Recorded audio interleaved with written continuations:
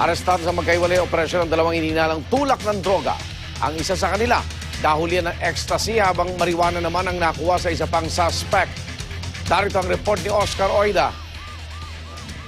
Walang kawala sa ikinasang bypass operation ng PIDEA ang 22 anyos na masahista na si Malcolm Limbro. Alas 11 kagabi, nang mahulihan siya ng 100 gramo ng hash o high-grade na marijuana sa Reposo Street sa Makati City.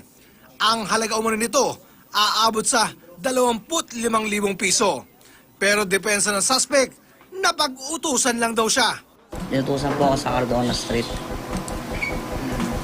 Tapos binigay niya po sa akin yan, meron daw po 10,000. Bibigyan niya daw po ako ng pera pag bigay ko po niyan. Bago si Limbro, unang nadakip ng mga taga-PIDEA ang 18 anyos na Indian national at estudyante ng isang premyadong universidad sa bansa na si Prabjot Hill. Nakuha sa kanya ang 223 piraso ng ecstasy na may street value umano na 334,500 pesos. We were able to arrest him dun sa University Belt and based sa ating intelligence, siya yung nagdi-distribute dun sa mga estudyante. At the same time, one of the major distributor, especially pag may mga occasion, so mga parties, siya yung nagdi-distribute.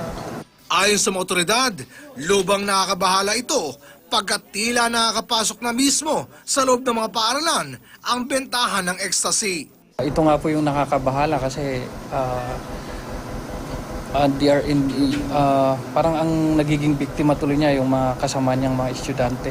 So tinitingnan namin yung kanilang grupo in order for us to conduct more operations para matigil ang kanilang operasyon.